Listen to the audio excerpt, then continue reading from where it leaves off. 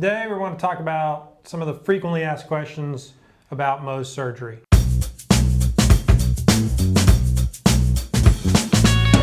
So Joe, why do I need Mohs surgery? Good question, Dale. Mohs surgery is the premier treatment option for non-melanoma and melanoma skin cancers, usually of the head and neck, that indicate a need for higher tissue microscopic surveillance. Excellent. So next question, Joe. What is the difference between a standard excision and Mohs surgery? Also another question I get from a lot of patients. Mohs surgery offers a certain type of very complete tissue surveillance. We look at 100% of the surgical margin. That's in comparison to a surgical excision where we only look at less than 1% of the total margin. So the margin is that zone of normal skin around the tumor. And so I need to see, does tumor go all the way to where I cut? Or does it stop before where I cut? If it stopped before where I cut, then I know that everything behind what I cut is tumor-free. If it went all the way to where I cut, then I know that right there, it's not tumor-free on the other side of that cut. So then I have to go back and take another margin around that. We're able to overestimate and take a margin of normal clinical looking skin around certain anatomic sites. So on the chest, on the shoulder, where stakes aren't quite as high as the face. Whereas in Mohs surgery, we're taking smaller margins and we're getting a more complete view of the margin. So it's very different from standard surgical excision. There might be instances where your dermatologist will do a standard surgical excision and it's totally appropriate and gets a very reasonable cure rate. There will be other instances based on what we talked about before, tumor type, histopathology, where they'll send you to us for Mohs surgery and we'll do the specialized technique and get better control of the margin. All right, so let's do another one. Okay, why can't I do superficial radiation therapy instead of Mohs surgery? Excellent question. So glad you asked. Superficial radiation therapy, which is a delivery of electron beam ionizing radiation in low doses, seems like, you know, a no-brainer. Why would you have to get cut if you didn't have to? But because it's so new, we don't know enough about it. We don't know the long-term side effects. There is no way any SRT or non-surgical therapy could ever produce a path report that guarantees that the margin is clear. Yeah, and not SRT or superficial radiation therapy is not the same as XRT or external beam radiation therapy. And we do refer a lot of patients for radiation. There are certainly tumor types that it's the better option for, and certain patients where it's the better option. But the American Academy of Dermatology and the American College of Mohs Surgery do not recommend SRT or superficial radiation therapy as a first-line treatment in any non-melanoma skin cancer. The reason for that is based on studies and data. So that's what we stick with, and I think we're providing the best possible care for our patients. Yeah. All right, one more question. My biopsy site has completely healed. This is another common question.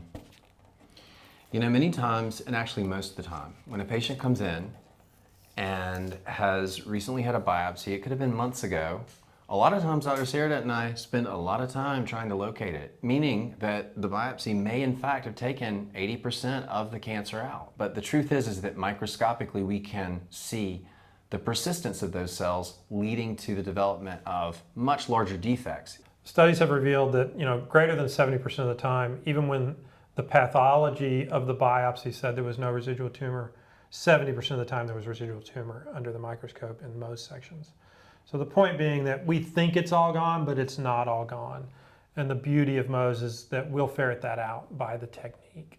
Looking at 100% of that margin will allow us to find those tumor cells and get rid of them.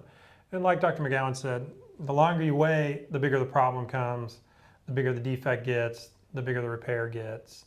All these things get worse. Catching them early, doing Mohs surgery is the best possible approach. All right. We did one. We did one. I think it was that one. What's this? Pre-existing conditions. You're doing better than me at picking them. I couldn't get it off. I mean, I'm gonna look like a freaking idiot. All right, let's go. Okay. Mohs surgery and patients with pre-existing conditions. The first question says, I had a heart attack or a stroke in the last 6 months. Will that affect my Mohs surgery, and in what ways? Any pre-existing condition is important to your surgery. So we need to know about anything. Heart attacks and strokes are an excellent one. They typically predispose patients to being on blood thinners. We need to know about these things. If you've had joints replaced, that may change your need for prophylactic antibiotics. If you've got the flu, just started 2 days ago, this may delay us being able to do your surgery. All these things are relevant. So any pre-existing condition that you might have is relevant, and you should bring that up with our Mohs surgery team prior to your surgery so that we can schedule you and deal with it appropriately. And unfortunately, that doesn't always happen. I had a patient with von Willebrand's disease, which causes you to bleed a lot, and they didn't choose to tell me that until during the repair. Great example of things that you just don't think about because they've had it forever Right. and they just didn't think about it. But those things you might go, oh, by the way, I've got von Willebrand's disease. Great one. All right. I have a history of cold sores or fever blisters around my nose or mouth. Will that affect my Mohs surgery? That's an excellent question. As a general precaution, we put our patients with a history of cold sores on prophylactic antiviral therapy to prevent the chance for that coming out.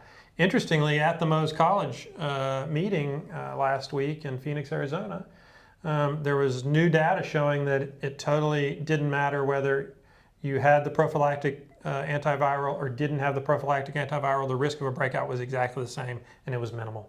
We do, as a general precaution, put people on that. If you just didn't want to take it, there's new data to support that you don't even need it. Right. All right. Next question. Do I need to stop my blood thinner medication before my Mohs surgery? There is a lot of data in our literature showing that the risk of doing surgery with you on your blood thinner is the same for complications as the risk of stopping it. In other words, there's no difference. So there's no benefit to stopping the medication, then don't stop it because it is causing you benefits for the reasons that you're taking it. So that's our general approach in the Mohs College is you don't need to stop your blood thinners. There are other kind of complicating factors that we might adjust for. One is if you're taking aspirin just preventatively, then your cardiologist would agree you can stop that anytime. You don't need to be on it, so then we can stop it. So that'd be a great thing for us to know. There are some blood thinners that are more aggressive than others. One that we really don't enjoy is Brilinta. So I have a standard that I don't do Mohs surgery with patients currently on Brilinta, but we have to talk to your cardiologist about when and how we can stop that. So we're not certainly advocating that you just stop Brilinta. I'm just telling you that that's something we need to know so that we can get in touch with your cardiologist and discuss, can we possibly stop that and for what time frame and how. So it is relevant that we know you're on these medications, but most of your blood thinners, you won't need to stop them for Mohs surgery. We have an extensive preoperative process, so there's going to be ample opportunities for you to discuss this with our team, find out what the right answer is and what needs to be done. Like Joe said, we all agree 100%. Don't just stop stuff willy-nilly. We'll tell you what we're going to do, or we'll talk to your primary care doctors and get a plan for that. Correct. All right. Next question. Will my implanted device, meaning a pacemaker or defibrillator, or cochlear implant, neurostimulator in the case of Parkinson's disease, cause any issues during my Mohs surgery? Great question, and each one of those has its own risk. It's basically the short answer. Basic pacemakers and defibrillators don't require us to change anything that we do. So you don't need to do anything special. Implanted neurostimulating devices is a little bit different with our electrocautery. So we do change our electrocautery plan for some of these devices, and so we need to know about them. So back to the same rule of if you've got it, we need to know about it. Right. And we'll then adjust your plan for that. All right. Last question. Here we go. I am currently receiving chemotherapy or immunotherapy for another cancer. Will this impact my Mohs surgery? Another great question, clearly a theme. Yeah, we need to know about it. Some of these chemotherapy and immunotherapy regimens will impair wound healing. And so we need to know what you're on and decide if we want to delay your Mohs surgery or if we want to alter the plan in any way based on your chemotherapy or immunotherapy regimen. So back to rule number one, let us know and we'll adjust appropriately. I think we get a common theme that try to let any doctor know about all your issues up front to allow for the most seamless scheduling and procedure for everybody on everybody's side. You're just trying to prevent delays and frustration on your part, delays and frustration on our part. Just let us know. Keep your doctors informed, not just us. Yeah, exactly. But the oncologists, they know more about their drugs than we do. So talk to your oncologist if you're on a new medicine. Exactly. All right, let's do Mohs pre-op. If I can get any. You think he tried these? They were looking good, huh? I don't have Joe's fingernails. Let me see if I can. What are you saying about me? I didn't say anything. All right, so some more frequently asked questions. Mohs pre-op specific. The lesion is on my face, so why do I need to wash with the Hibiclens from my neck down before Mohs surgery? That is a ridiculously commonly asked question. That is a ridiculously amazing question. Who came up with that? They need a gold star. All right. So we do a pre-op wash with Hibiclens. Why is this? Because Hibiclens kills a lot of bad stuff. Simple, right? But we don't want to put it on the face because it's near the eyes and the ears, and the Hibiclens itself is actually toxic to the eyes and the ears, and it's also really abrasive to the skin. And the studies have shown that if you wash from the neck down, it still decreases infection rates. That's important. It's not that we're crazy. We know your Mohs surgery is most likely on your face.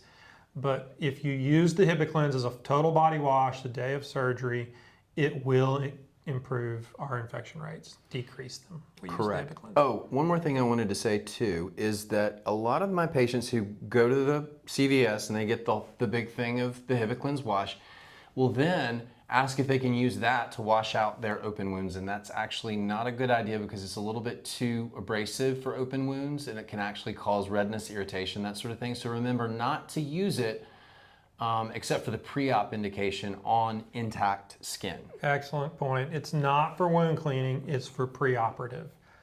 If you got the big jug, just hold on to it. You'll be back to see us again. Yeah.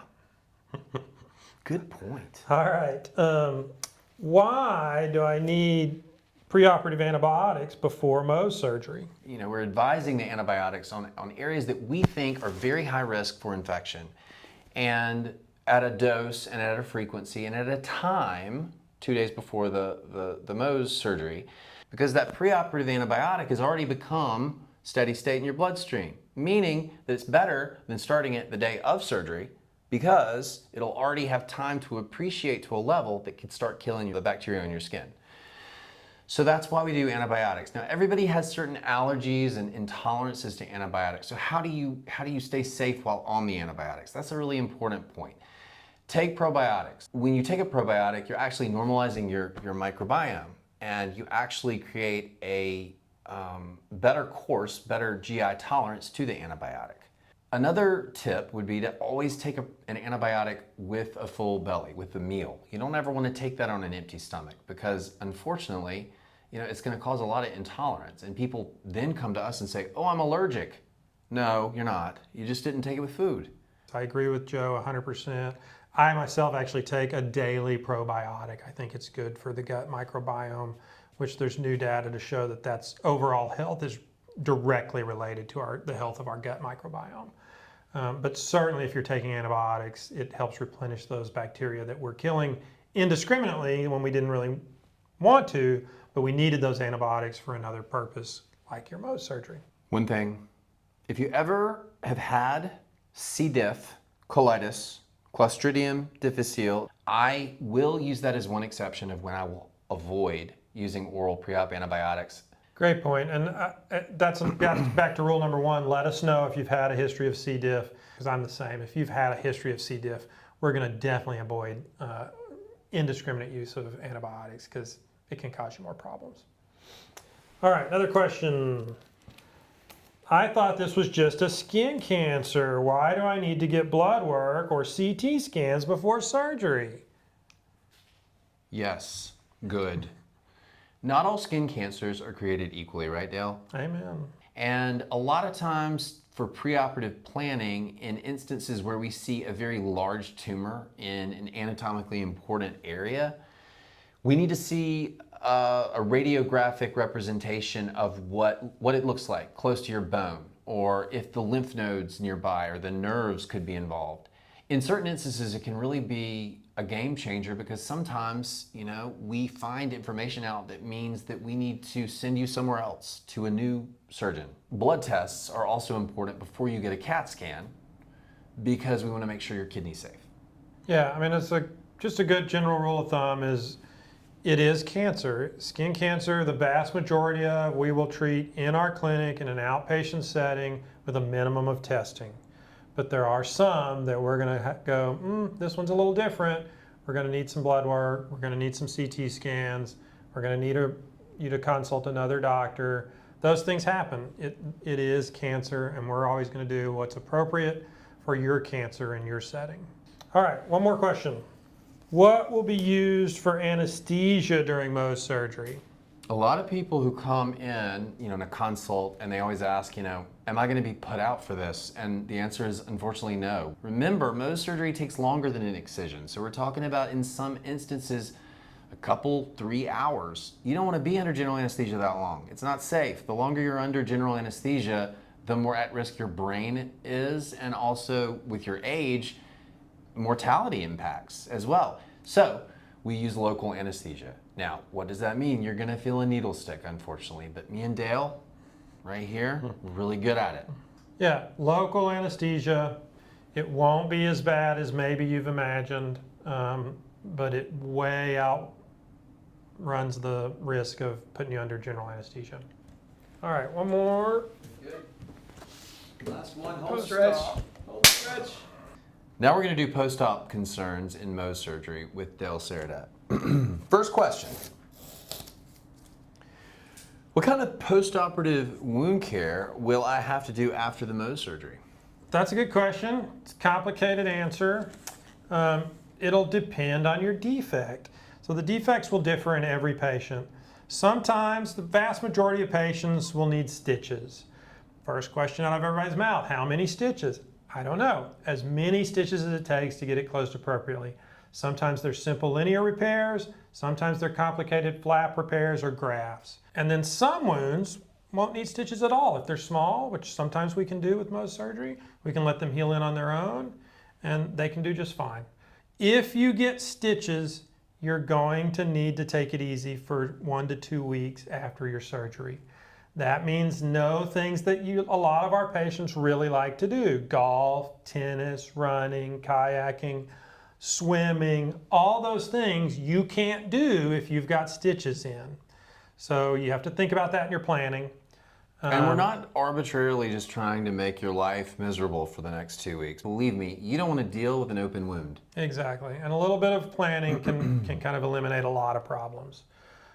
If you do have a defect that we have to let heal by second intention, that will take a little bit longer to heal in depending on the anatomic site that your wound is in, but it does allow you more activity. You don't mess up second intention wounds by activity, you mess them up by not doing wound care. And we will instruct you on the wound care, and we have a full-time PA who helps all our patients with their wound care needs. All right. Will I have a scar? Yes, you will. There's no surgery where you're not going to have scar. Even with radiotherapy, you can have scars.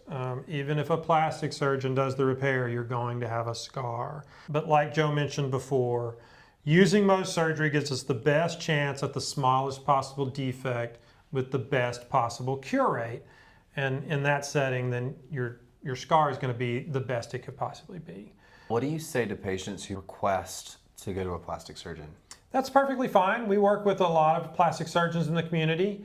They'll give you kind of the same answer, that I can't tell you what I'm going to do until I see the defect. We have a pretty standard protocol where we'll do Mohs surgery on you one day and you'll go for the repair the next day with the plastic surgeon. Dr. Saradet and I here, we do probably 80 to 90% of our own closures. And then a patient sometimes, I had a patient in consult recently and she asked me, well, why can't the plastic surgeon do everything? There are plastic surgeons who say that they are Mohs surgeons, that they offer that service, but they don't do it routinely enough to get the quality of specimens that we do. And I think that's the biggest. Well, the biggest one that we hear is that, the plastic surgeon said, I can do this in the OR with frozen sections. That's not Mohs surgery. They're taking just one piece out of a tumor and looking at that piece and then extrapolating that the rest of the tumor edge looks like that. That's not what we're doing in Mohs surgery. So it's not the same answer. And the data bears it out. You don't get the curates with that kind of procedure that you get with Mohs surgery. We work with a lot of different specialties in dealing with skin cancers. It's normal, it's appropriate. Everyone has their specialties and they're good at what they do. It's my job to evaluate you, evaluate all the issues, and get you the best possible care, whether that's with me or not. Beautifully put. Can I leave for a trip to go out of town for a month after Mohs surgery?